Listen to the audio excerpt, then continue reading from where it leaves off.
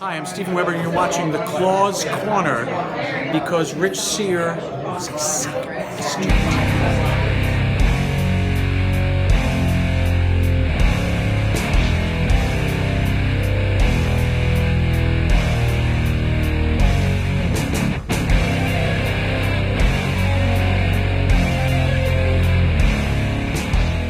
Welcome to the latest episode of The Claw's Corner. Today's guest is a journalist, MMA fighter and coach, commercial voice actor, singer, and songwriter.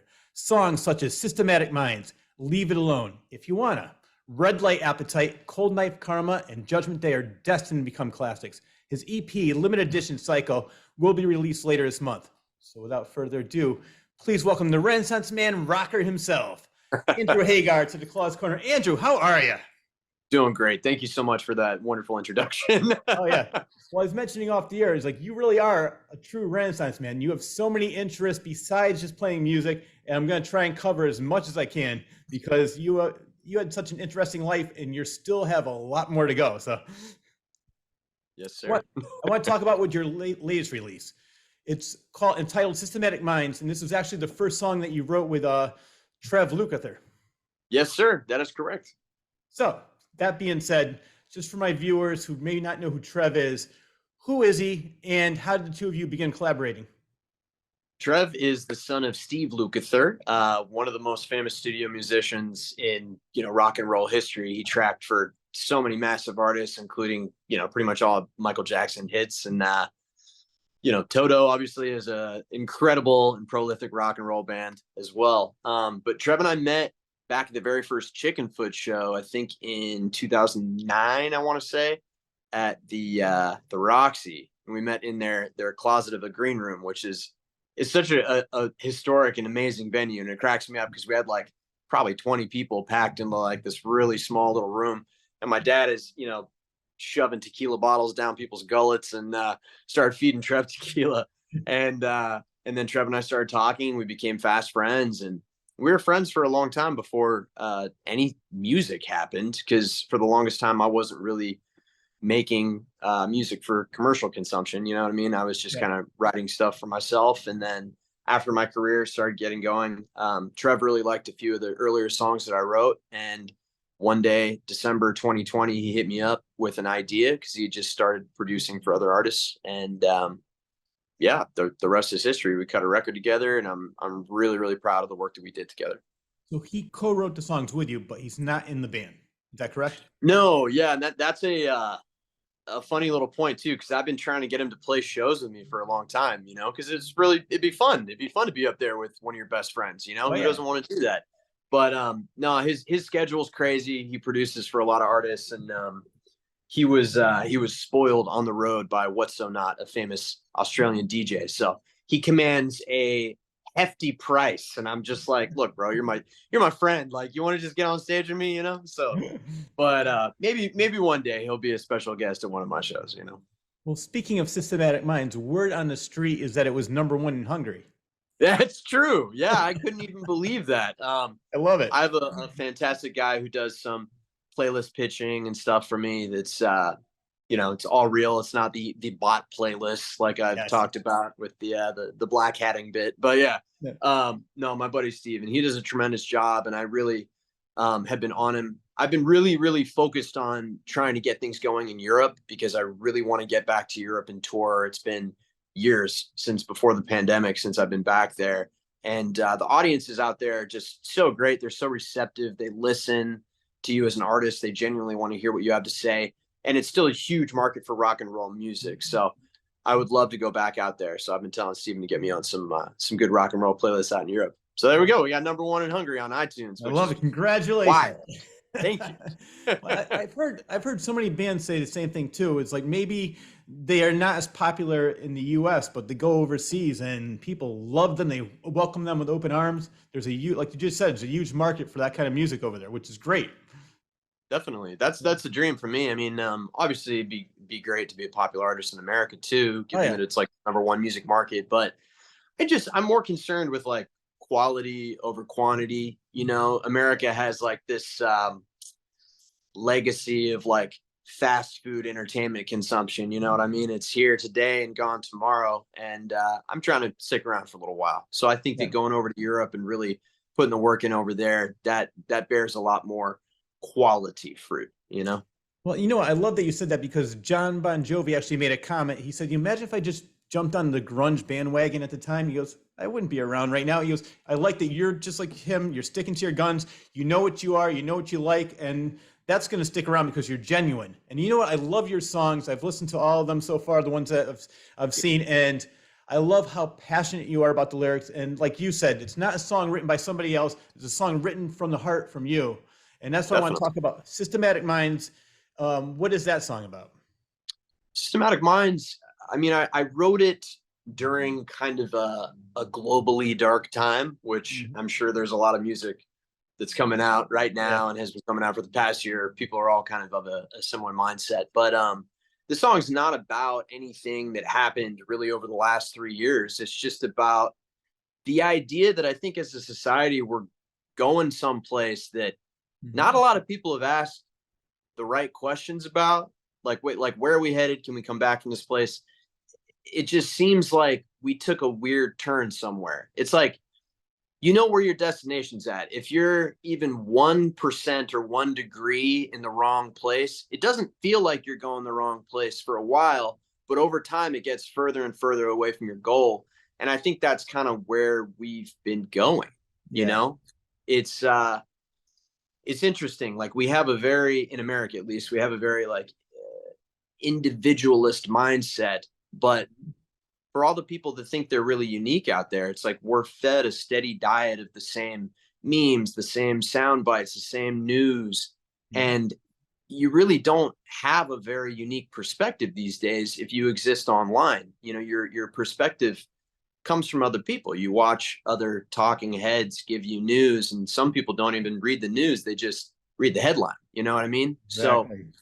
it's interesting. You've got a bit of a dilemma here where people have very socialized opinions. And I'm not speaking about socialism. I'm speaking about the fact that people get their opinions from other people. They're not coming from themselves, from their own mind. So that's kind of what Systematic Minds is about to me, on a broad level. You know, people just don't really take the time to figure themselves out anymore. Yeah.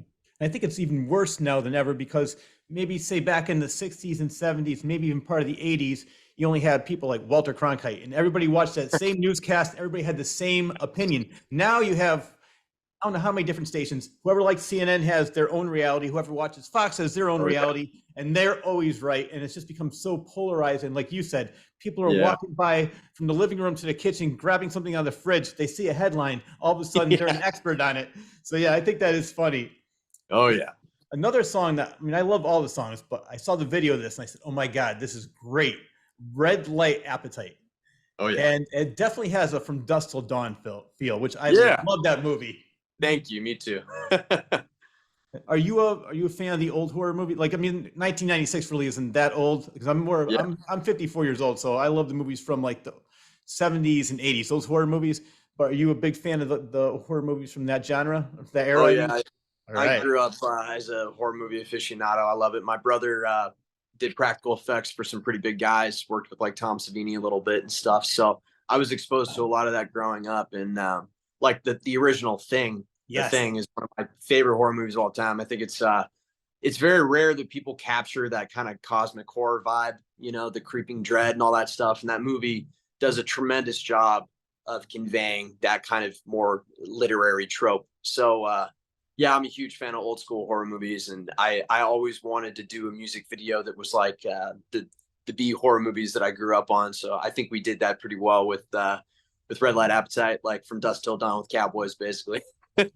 Well, I'm impressed that you actually like the original Thing, the Thing from Another with Oh, James Arness, because I love that. yep. My father said that that movie scared him so badly that because in the hand out of the closet, he always like hid under his bed for maybe a month after he was like 6 or 7 years old when the movie came out. But yeah, I Yeah. love that one. I actually like. You know what? I'm surprised because normally I don't like remakes. I don't like reboots. I don't like remixes, whatever you want to call them. But Mhm. John Carpenter's The Thing I thought was done phenomenally. And Oh yeah. I mean, I'm sure since you're an aficionado, it was like basically it was the original thing because it was based on a short story, Who Goes There, and Yep. that's what the original John Carpenter's version was. And I was lucky enough to interview Thomas G. Waits, who was in the thing. Yeah, Wow. yeah, it's such a Oh, great. I'm man. actually recording part 3 with him because his life is so interesting, just like you. I said there's not enough time in an hour, so I gotta. So That's like so we're cool. yeah, so we were talking about we working with John Carpenter and all these different things because he was also in Injustice for All with Al Pacino and so many different movies. But I grew up watching Evil Dead with Bruce Campbell Yeah. and yeah, Yeah. and I I love have Evil Dead 2 is one of my favorites of all time too. I think they struck a really good balance between the horror and the comedy in that. It was great.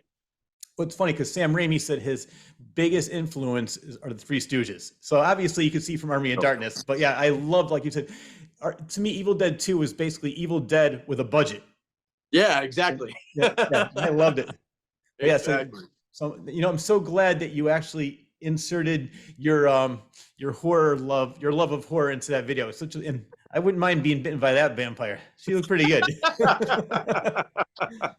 Yeah. We had a So, really great cast and crew. It was like honestly a whirlwind. Me and Tyler, the guy who directed it and put together the whole production, we came up with well, I came up with the idea and pitched it to him, and then literally under 2 weeks later, we had a finished music video. So we did it real quick, and it was a beautiful experience. I was thinking about that. I was going to ask you because I remember the video heyday of the '80s when MTV first came out. You had people like Dio who had these big production videos like Last in Line, and I didn't realize until I saw a documentary on him recently that that was directed by Don Coscarelli, who did Beastmaster and Phantasm. It's like they had Crazy. all these big, elaborate stories so it's just that I love the fact that you went. So you put all your own money into this, and it's independent, right? Yeah, it's independent, and honestly, the budget on that wasn't that crazy at all. We really stretched. I mean, Tyler called in like every favor he could to get that video done. Because I mean, like I said, I'm doing things independently on my own dime. I'm not, contrary to what people might think, I'm not some massively wealthy individual. Yeah, And I mean, for music videos and stuff, you're not really getting a return on that these days. I mean, even you know, journalism sites, like even big sites like Loudwire and stuff, they don't want to do music video premieres because they don't really move the needle in any meaningful way. So, as an artist, I mean, unless you have a really big YouTube channel yourself, you're probably not going to make even a fraction of the money that you spend on a music video back. So, we're just doing it for the love, just for yeah. fun. Well, that was a great segue to what I want to talk about next.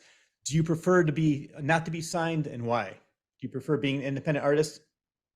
I mean, it really just depends on the individual artist. For me personally, like my goals, getting back on tour, playing festivals, doing things on a bit larger scale than what I've been doing, it does kind of necessitate a label. It's not very easy to grow yourself as an artist just on social media when you're not willing to commit a tremendous amount of time and effort to stuff like TikTok, which Yeah. is just not really on my radar. Like I could spend however long coming up with some video strategy on social media, which I mean, yeah, that's a great way for a lot of people to grow, but like I said, it's just not for me. I'd rather spend that time writing, designing stuff for the upcoming singles, like whatever, like fleshing out a concept.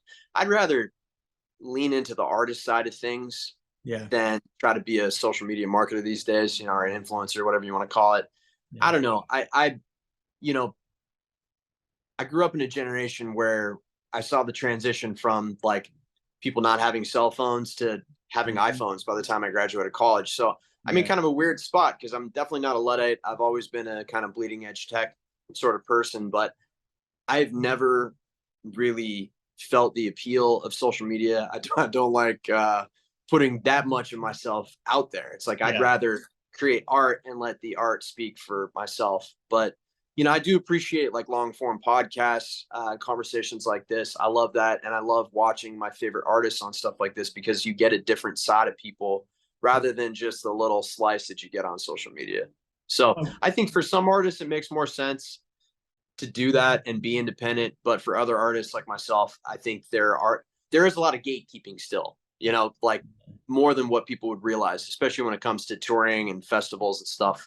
Like getting a yeah. tour support budget, that would change my career. Well, it kills me because now you brought up a great point. It's like instead of looking at talent and how great the musician or the band is, they're looking at like, well, how many followers do they have on TikTok? How many followers do they have on Instagram?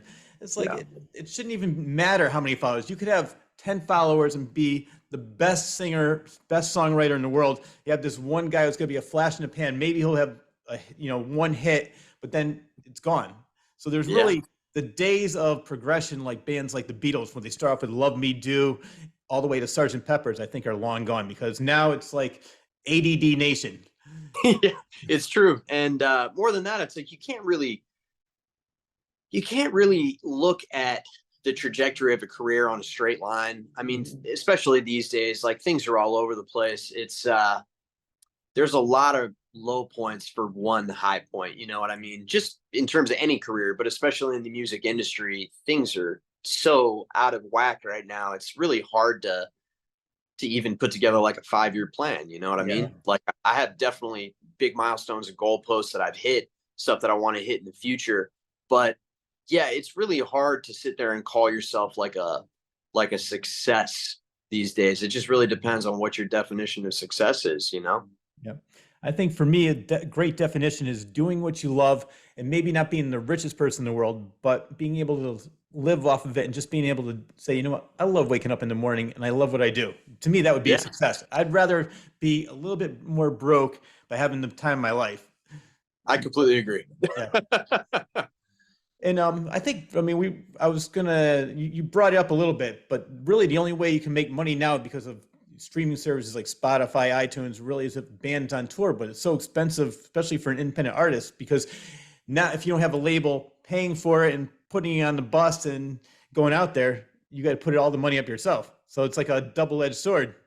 It is. It's challenging, and tour is really difficult. I mean, I've done it in a bus, I've done it in a van, I've done it in a Subaru. You know what I mean? And like, it's it's not the glamorous thing that people Yeah. think it is. You know, it's like 98% of it sucks, like the travel. You know, but then you get there and being on stage for whatever 15, 45, 60 minutes. That's the best part of it, and that's why you do it. But yeah, the I don't know. The cold hard reality is now it's like it's pretty difficult to tour. Like especially if you're a solo act like me, you know, like I pay my band and I have really great musicians in my band. We put on a killer show, but like, you know, the guarantees that you're getting from some of these places, like a couple $100, you know, Yeah. whatever. It's like that's not gonna pay for it. You gotta have a really good merch night to even break even. So Yeah. that's probably why a lot of people's favorite independent bands don't tour as much as they'd like, or they don't tour to the scope that would reach a lot of their fans because it's just so difficult to do it now, you know, with rising costs all across the board. Even renting a van is hard, you know. No. It's like I'm looking to try to buy a van and like, you know, car resale value is crazy through the roof too. So it's just, you know, you're running into obstacles everywhere you go now. It's kind of hard. I think one of the best books I ever read about touring is Henry Rollins' Get in the Van. I'm not sure if you Oh, ever read that.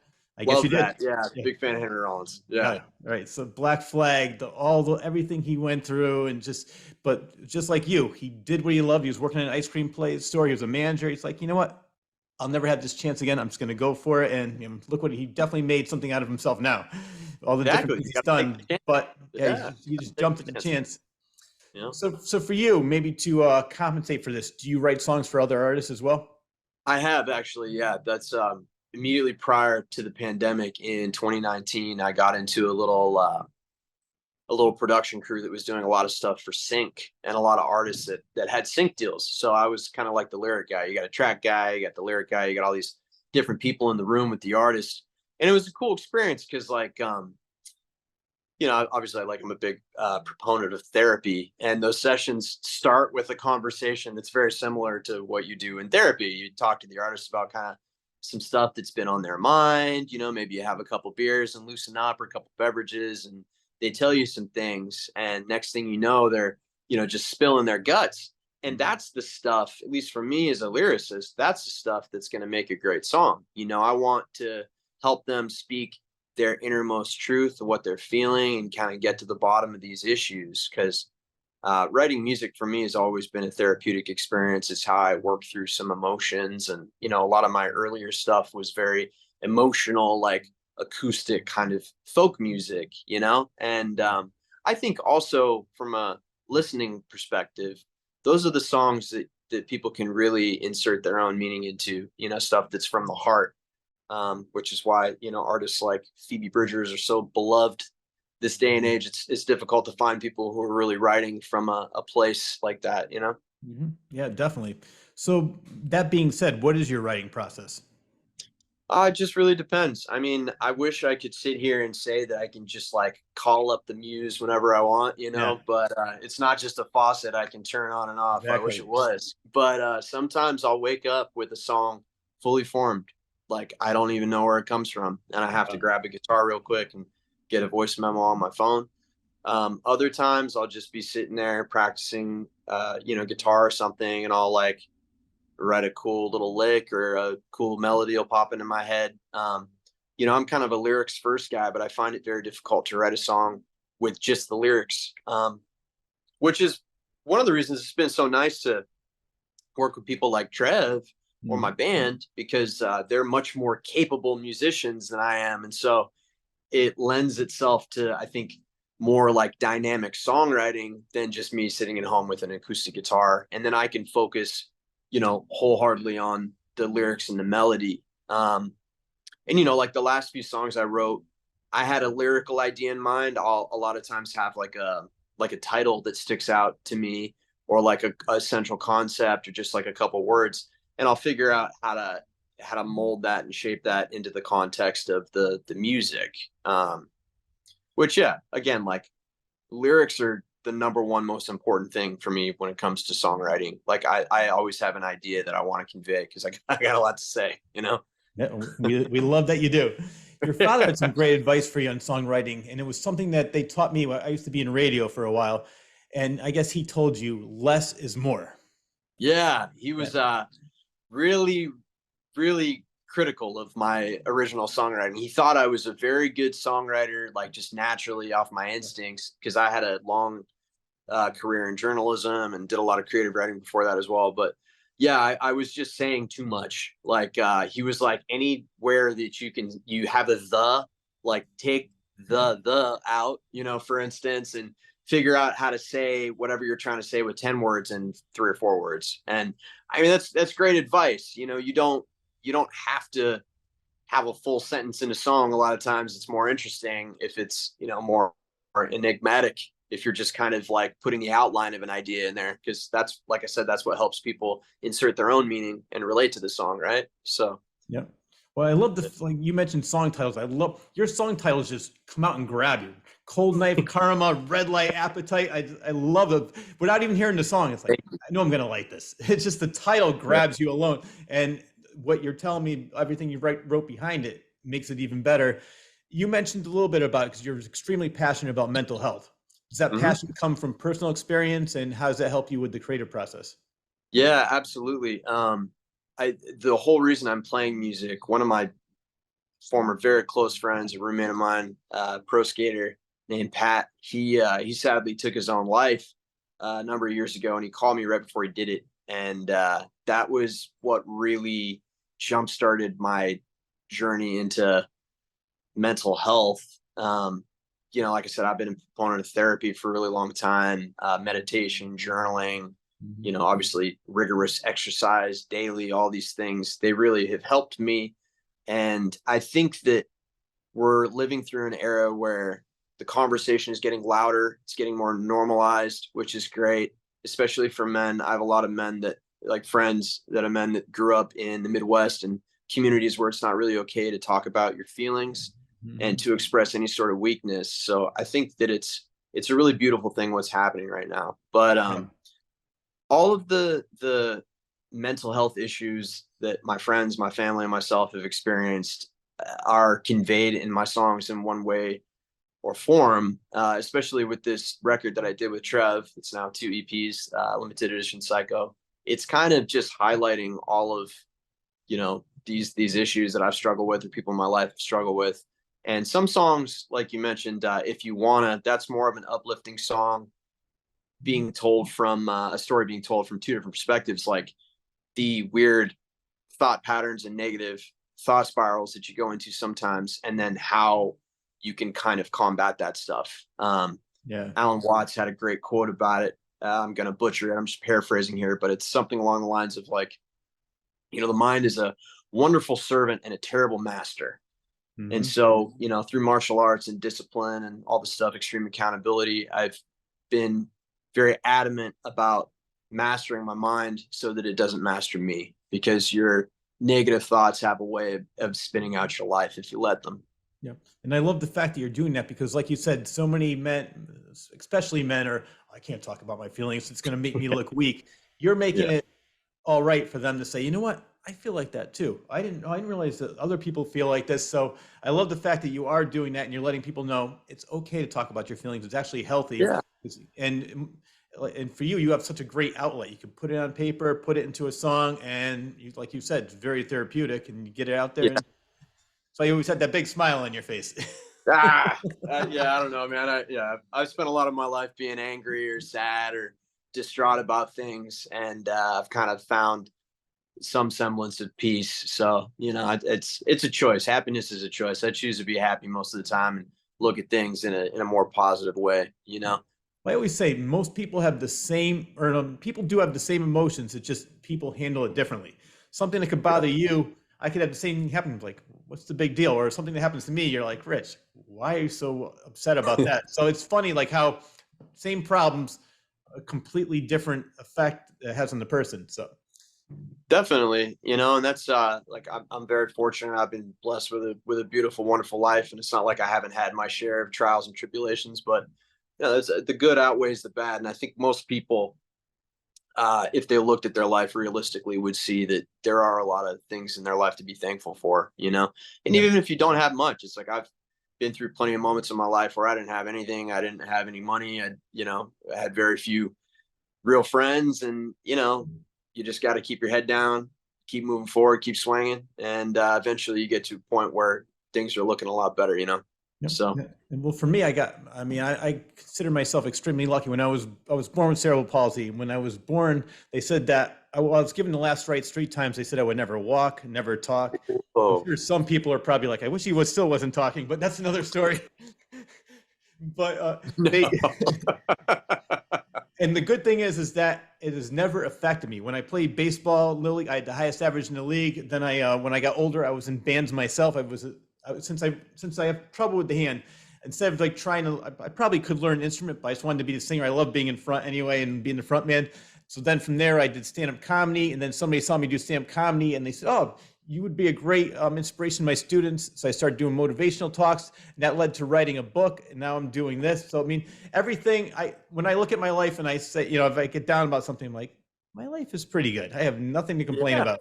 So yeah, you're an inspiration. That's oh, amazing. thank you. I appreciate that. Just like you, I'm having a good time. Yeah, hell yeah. Before we get to Andrew Hagar, the early years, I want to talk about one more thing that you're doing now, the MTV's Family Legacy. Oh yeah.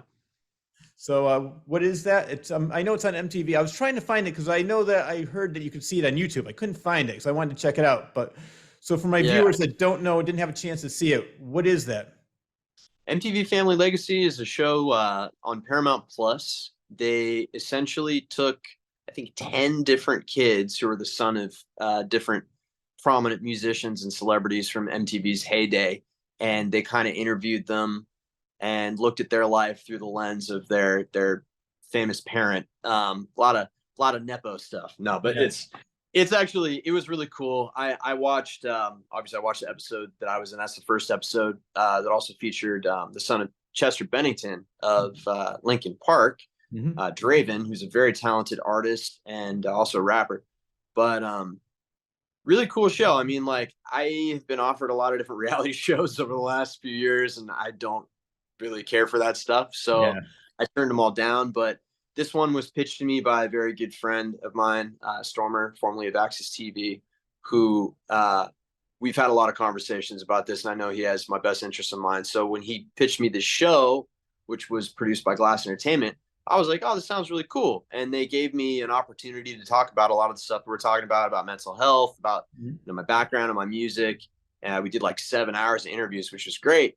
And Yeah. then in the 11th hour, MTV decided to move the episodes from 10 to 5. So they crammed everybody into these small little 15-minute segments.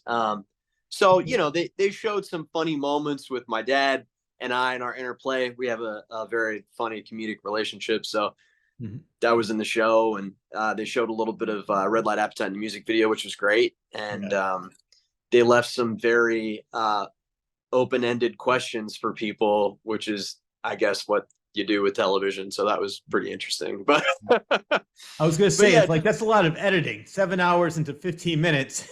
You're telling me. I had no idea what they were going to use. I was flying blind going into watching it. I'm like, oh God, I hope this is going to be okay. But thankfully it turned out well. And it was a really fun experience, and I'm grateful to be a part of it. So it's unfortunately no longer available on YouTube for free. Oh, that's right. Okay. Yeah. But the first episode, I believe, is still available on Paramount Plus to watch. Okay. Yeah. Well, you know what I like about you is that you embrace the family legacy, but at the same time, you're making your own legacy. And I'll tell you what I mean. I'm a huge Stephen King fan, and I'm also a fan. I interviewed his son, Owen King. Tremendous writer. Yeah. Yes. And his son, Joe Hill, is a tremendous writer as well. Yep. So I met him and I interviewed Owen. Owen more embraced his father, and Joe Hill does now since he became successful. But in the beginning, because his real name is Joseph Hillstrom King, he didn't want to be saying, oh, you know what, I don't want to be known as Stephen King's son. So he wanted to make it on his own. So that's why he changed it to Joe Hill. Did you ever have any thoughts like that? Like, I want to become, I'm going to use a different name or maybe my middle name, so people don't assume like, oh, I'm just riding my father's coattails. Did that ever? Yeah, it did. Absolutely. I mean, the first time I released music under my own name was just a few years ago. I've been releasing music since 2016 under various different project titles and, pen names and all kinds of stuff. Yeah. I didn't really want that to be a thing, like to share that idea. I mean, the legacy is the legacy, regardless of what you call it. And people are going to find out, by hook or by crook, who you are, I guess. Yeah. But I didn't want the extra pressure that came along with the name while I was kind of starting my journey as an artist. I really wanted to figure myself out artistically, figure out what kind of sound I wanted, and kind of, really cut my teeth a little bit more before I presented myself as like, the son of Sammy or whatever, you want to call it, the son of Sam. I like that. Yeah, I did actually release an EP immediately prior to Judgment Day and Cold Knife Karma in 2019. It was a project titled SOS, and it was kind of a double entendre, I guess. It was SOS, like call for help, because all the songs were about mental health, and it was also because people called me the son of Sammy. So, it was fun. But yeah, that's up on Bandcamp if people want to check it out. It's also on Spotify, and it's called From the Other Side. That's the name of the EP. So one of your aliases was Drew Hagar, and you came out with an EP called "Is This a Demo EP?" or it's called "Is This a Demo?" Is that correct? Yeah, it's the EP. Yeah, Drew and the Hagas brothers Hagas. So is that you and your brother Aaron? My brother Aaron did backing vocals and harmonies on the EP. Yeah, those were some of the first songs that I wrote when I got started writing songs. And it's just, again, it was a beautiful little experiment. I didn't really expect anything to come out of it. I just wanted to create something so that I had a physical disc, something that I could hold in my hand and say, hey, I did this. And I mean, those songs, it's funny as an artist, like people still talk to me about some of those songs. And I wrote a song about my friend Pat called Hibachi Holiday. I used to play it live a lot, and people would come up to me afterwards and be like, man, I don't know what it was. This song made me cry. And I'd tell them a story about it. And they're like, oh my God, I see why it elicited such an emotional reaction now. But, I go back and I listen to that stuff, and it's almost like embarrassing. It's hard to listen to because it's so raw. And compared to where I'm at now as a more seasoned songwriter, it's almost kind of embarrassing, but that's not how it is for other people when they hear it, That's the really funny thing about being an artist. You gotta keep moving forward, keep growing, but I just love that it's so different, Yeah, no, exactly. I mean, if you were, 10 years later saying, oh, that's my best stuff, you'd be doing something wrong. Yeah. It'd be like Orson Welles with Citizen Kane. It's like, all right, this is all I have. I got nothing else. So like you said, you have to keep on moving forward, keep on progressing, and you definitely have. I mean, I love the new stuff. Now with this EP, is it going to be all new songs, or is it going to be the songs that I mentioned in the intro? The first EP is actually 4 songs that I've released already, and 1 song that's brand new. I don't want to call it a ballad, but it's definitely more of a ballad compared to the stuff that I've released so far. Mm-hmm. The song's called "Slave to Your Name," and it's not about my dad. People are Yeah. gonna think that, but it's not. And I don't know. I love the song. That's, besides Systematic, probably one of my favorite songs that I've written with Trev. And then immediately after that EP comes out, I got another fun, bombastic rock and roll single that's kind of like Red Light Appetite Part 2. That'll be dropping right after the EP. And that one will probably surprise people. So I'm really excited to release that. And that's the first single off the second batch of songs that's going to be the volume 2 of Limited Edition Psycho, the EP. So Cannot wait for that.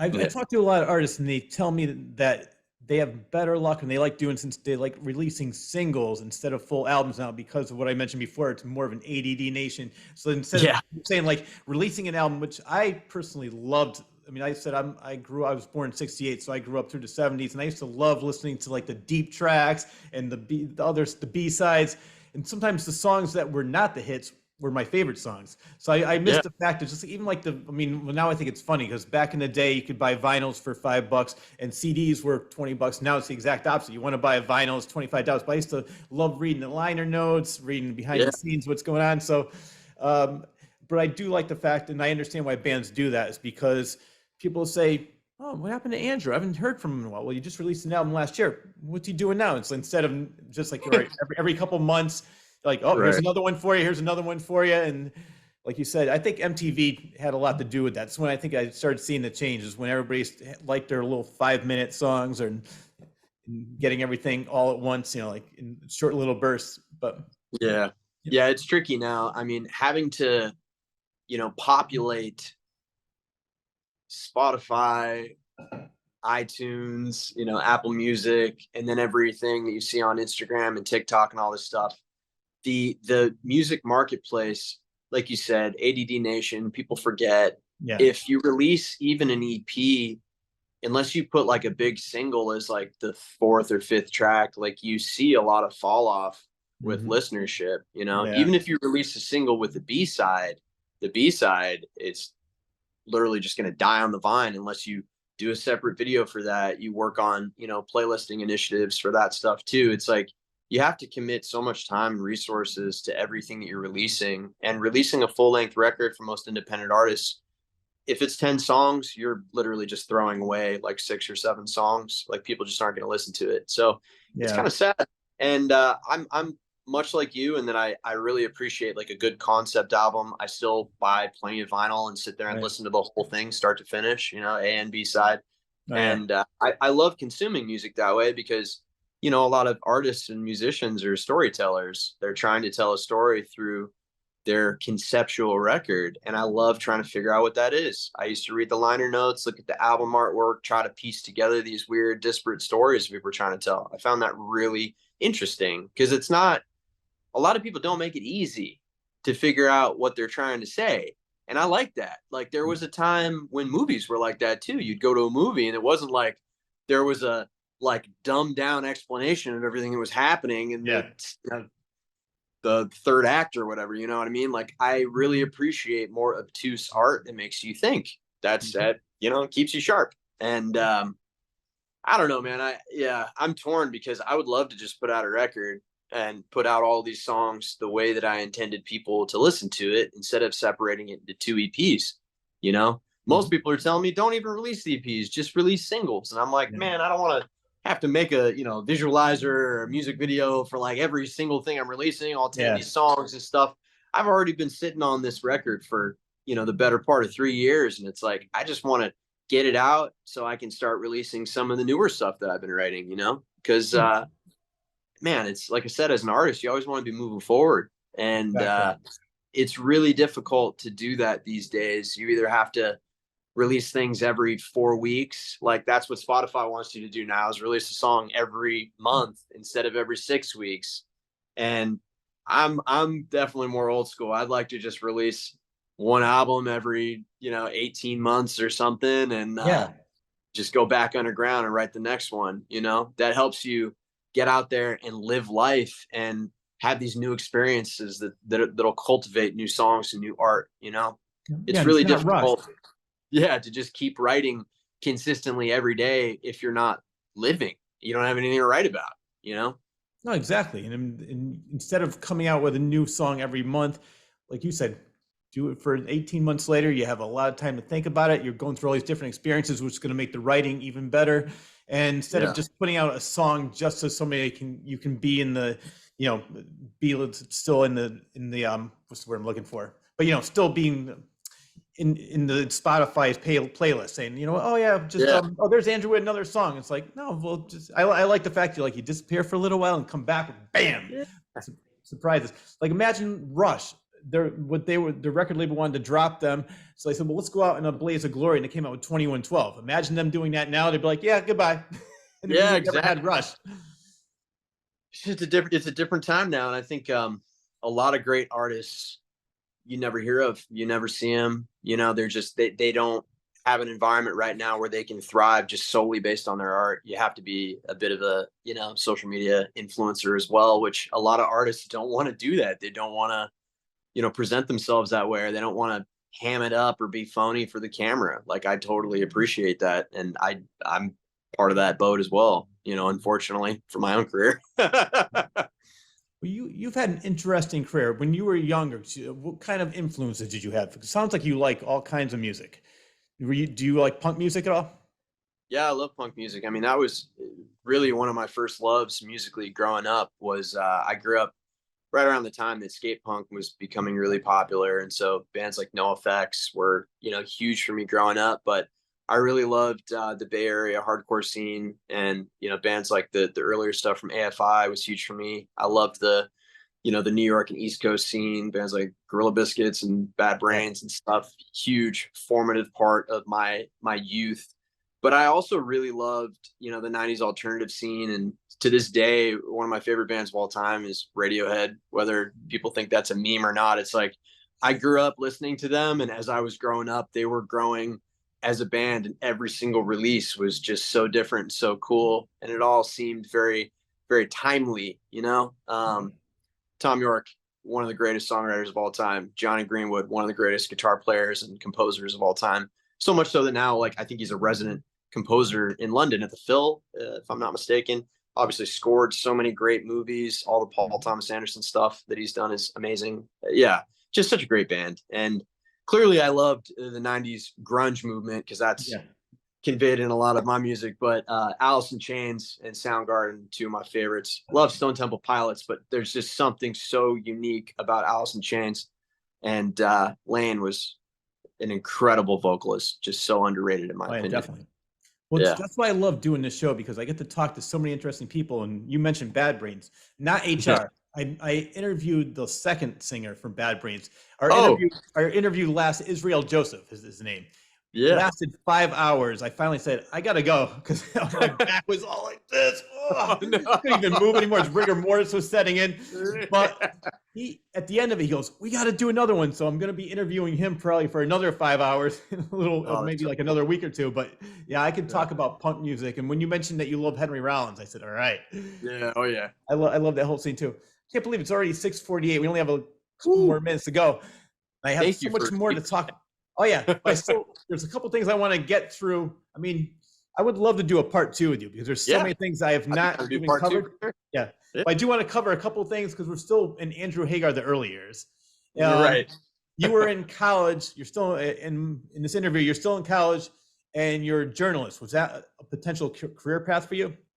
Yeah, absolutely. I was, obviously a huge fan of mixed martial arts, and back in the day before it was even called MMA, I was getting videotapes from Blockbuster. I was ordering stuff online, like whatever I could find to watch, like Pride Fighting and K1 and all Yeah. these other Japanese organizations that I loved. And it led me to basically I was on this old MMA website, still around. It's called SureDog.com. It was like at the time the biggest source for MMA news. I was on the forums just looking around at stuff, and I saw there was a post by the guy who founded it, Jeff Sherwood, and it had his AOL Instant Messenger handle on it. So I added his AOL Instant Messenger handle, and then one day he just popped on AIM. And so I sent him a message, and I was like, hey, man, I was, 18, 19. And I was like, hey, like, dude, what's up? Like, do you guys need any journalists? And I gave him my background. I'd won a couple accolades in high school for my writing and stuff. And I sent him some samples, and he was like, yeah, there's an event this weekend in Porterville, which I'd never heard of Porterville. I was living in Los Angeles at the time, going to school at LMU. And he's like, if you want to come up and cover the event, I'll get you some press passes and we'll see what you got. So, yeah, I cut class early on Friday and drove up to Porterville, which was like, I think 6 hours away, just in the middle of nowhere off the 5 in California. And yeah, cover the event. I saw a couple guys that I trained with there. My boy Kengo Ura from Japan, who was like a celebrity. And I was like, Kengo, everybody knows you. How the hell does everybody knows you? And he pointed to his ears, which are all banged up cauliflower ears. He's like, it's like a badge of honor. I was like, oh man, all right. So, but it was crazy, man. It was like one of these old they had these old kind of almost like hillbilly MMA events back in the day where like it was Gladiator Challenge, which they're like a legendary California MMA organization. They were a subsidiary of King of the Cage, which for a long time was like part of the ladder system people were working their way to the UFC through. And Gladiator Challenge was funny, man, because they'd had a couple guys that would go on to be like UFC champs, guys like Uriah Faber. But they would also have weird matches where like someone would fall out. They couldn't find an opponent for someone, and they'd get some drunk guy to come out of the crowd and fight. Like I saw a guy come out of the crowd, asked for a pair of scissors. He was wasted, had a beer belly, took off his shirt, had a big old belt buckle, cut his jeans into shorts, got into the cage, belt buckle and all. There were no athletic commissions back then, so people would do wild stuff. And this guy got just beat bell to bell for 2 rounds, beaten, bloodied. The other guy beat this guy's ass so bad that he gassed out, and then the drunk guy out of the crowd won by TKO in the 3rd round. It was the craziest thing I've ever seen. And yeah, but anyways, that led to a number of years, almost 10 years that I spent writing for SureDog, for Grappling Magazine, for Bodyguard Magazine, all this stuff. Big MMA publications back in the day. Got to cover UFC, got to cover Pride when it came to the States, UNLV campus, and all this stuff. It was a really, really cool experience for me because I was training, I was fighting and competing, I was doing all that stuff, and I was a journalist on top of that, way before the sport ever got popular. It was really cool to see it kind of grow and explode. The only MMA fighter I ever met, I'm not sure if you ever met him or heard of him, Colton Baird Toombs. Do you know Rowdy Yeah. Piper? Right, that's of course. His son. Oh, shit. Yep. Oh, that's so cool. Yeah, years ago, because I love going to the different movie conventions, and Chiller is one of them. And I happened to meet Roddy several times. He goes, "Oh, my son's an MMA fighter." I was talking to him for a while. He's such a great guy. I'm not sure if he's still doing that or not. This was 2005, so I'm guessing no, because I'm in that kind of profession. I'm guessing you don't have that big of a shelf life. No, you got about 9-10 years if you're lucky. If you're taking all supplements, you know what I mean. So, so how did you? I know we have to go pretty soon, but how did you go from MMA journalist to MMA fighter / coach? Well, I started competing at the age of 18. I started doing Muay Thai and submission grappling when I was 15 years old, just by chance. I was trying to do Jeet Kune Do because I'd been doing like traditional karate. I trained a little boxing, courtesy of my dad. One of my buddies was doing Kyokushin karate, which was basically like a form of knockout karate in Japan. That was kind of one of the things that went towards founding like K1, which is a huge, amazing kickboxing organization. But anyways, yeah, I was competing and training from a young age. And then, obviously the journalism thing. And I'd been like working with some amateur athletes and stuff like in my early 20s, just like coaching people because I had, been all over the place and trained with some like incredible pro fighters and had a lot of knowledge about the sport. And then I quit my corporate job, cashed out my Roth IRA, my savings when I was 25, and moved to Amsterdam to train with some of the best K1 fighters on the planet out of this little gym called Majiro Gym. There was this guy, Andy Sauer, who was a 155 fighter in K1 Max, and I had like idolized that guy. So I went out there to train with his coach, Andre Menard, and it was one of the most incredible, intense experiences of my life. I was just out there getting the shit kicked out of me in the gym every day. I was one of the best guys in my gym back in California, kickboxing. And when I went to Holland, which is like, that's pretty much almost their national sport there. It was just a bunch of Dutch Moroccans that were just beating my ass every day, and it was brutal. But Sounds like it a was really great good. time. Oh, I had a fantastic time. And then when I came back to the States, I was going to go pro in Muay Thai, and I blew my knee out about a week after I got home. And like I said, I'd cashed out my savings. I had no job, so I was like, "What the hell am I going to do?" So I started training people, and it really quickly escalated and turned into this big thing. I got a job working for Fabricio Werdum, who at the time was a very good heavyweight MMA fighter. He would go on to be the UFC heavyweight champion while I was coaching in his gym. Some people in interviews have asked me, "Oh, what's it like coaching him?" I didn't coach Fabricio. I was a coach at his gym. I was the head kickboxing coach there. So I coached a lot of amateur athletes, a lot of professional athletes. I used to hold mitts and corner for this guy who would go on to be world Muay Thai champion, Charles Valhalla Bissett, very close friend of mine. He's now a bronc riding champ out of all things. That guy is another crazy cool Renaissance man. But no, my career kind of just took off training people out of nowhere. And it felt like I was just kind of like catching the pulse of the universe, like on the right thing. And so then years later, when I met Kelly Christopherson and we started touring with her dad, Chris, that was another moment where I was like, oh, this is like catching the pulse again. I got to stay on this. And that was what led me directly into music.